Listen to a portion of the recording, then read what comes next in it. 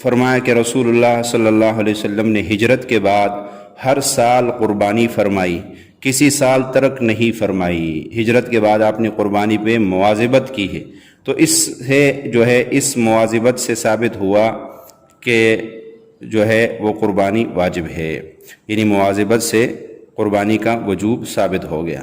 آپ صلی اللہ علیہ وسلم نے قربانی نہ کرنے پر وعید بھی فرمائی ہے۔ احادیث میں بہت سے وعید مذکور ہے، جیسے آپ صلی اللہ علیہ وسلم کا ارشاد ہے کہ جو قربانی نہ کرے وہ ہمارے عیدگاہ میں نہ آئے۔ قربانی کی بہت سے فضیلتیں ہیں۔ مسند احمد کی روایت میں ایک حدیث پاک ہے، زید بن ارقم رضی اللہ عنہ فرماتے ہیں کہ حضور اکرم صلی اللہ علیہ وسلم نے ارشاد فرمایا، قربانی تمہارے باپ ابراہیم علیہ السلام کی سنت ہے۔ صحابی نے پوچھا ہمارے لیے اس میں کیا ثواب ہے؟ آپ صلی اللہ علیہ وسلم نے فرمایا ایک بال کے عوض ایک نیکی ہے۔ ان کے متعلق فرمایا اس کے ایک بال کے عوض بھی ایک نیکی ہے۔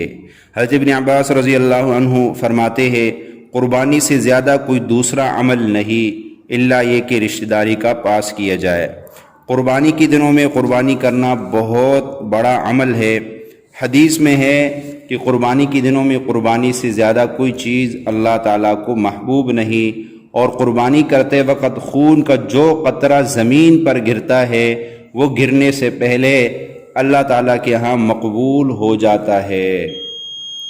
اب یہ ہے کہ قربانی کن صورتوں میں واجب ہے، تو اس کی بھی چند صورتیں ہیں۔ فرمایا کہ کسی شخص نے قربانی کی منت مانی ہو تو اس پہ قربانی کرنا واجب ہے۔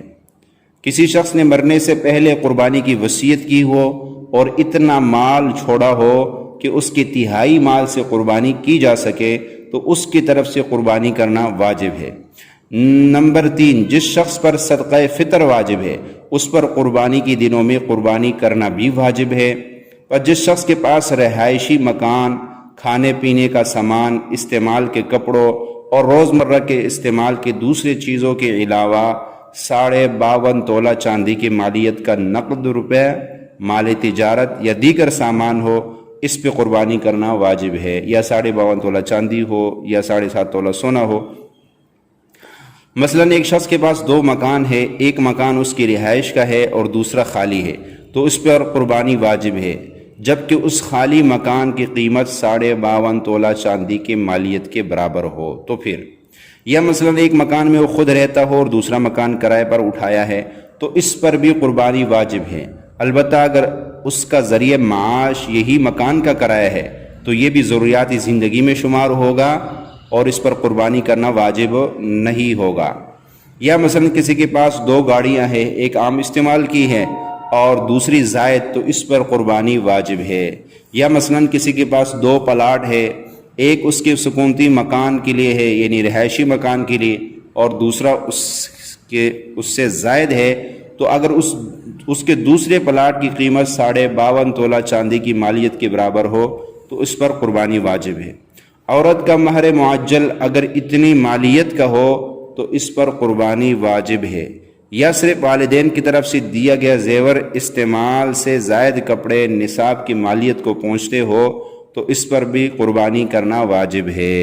ایک شخص ملازم ہے، اس کی ماہانہ تنخواہ اس کے اہل و عیال کے گزر بسر ہو سکتی ہے، بس انداز نہیں ہو سکتی، یعنی اندازہ نہیں ہو سکتا، تو اس پر قربانی واجب نہیں، بلکہ جب اس کے پاس کوئی اور مالیت نہ ہو، بس تنخواہ ہے، مہینہ اس پہ پورا گزر جاتا ہے، 40,000 ہے، 20,000 ہے، 50 جتنا بھی ہے، لیکن مہینے کے بعد اس میں کچھ ہوتا نہیں ہے، یا اس کے علاوہ اس کے پاس کوئی اور سامان نہیں ہے تو اس پہ قربانی واجب نہیں ہے۔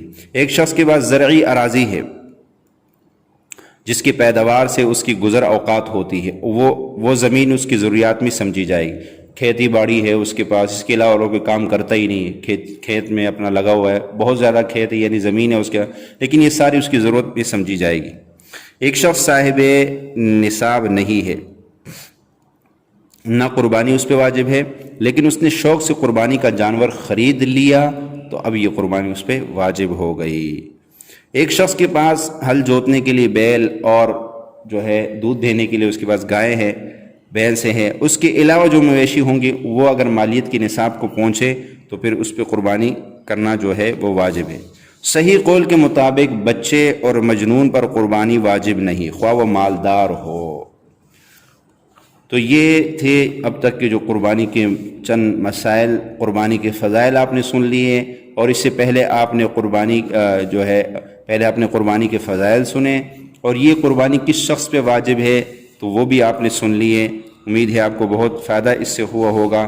تو اسی طرح آپ جو ہے اس کو عید الاضحیٰ کے آنے سے پہلے جو ہے وہ زیادہ سے زیادہ لوگوں تک جو ہے یہ وعظ و نصیحت، یہ جو بیان کیا گیا ہے یہ پہنچائیں، تاکہ لوگوں کو صحیح معنوں میں قربانی کی فضیلت اور مسائل کا علم ہو جائے۔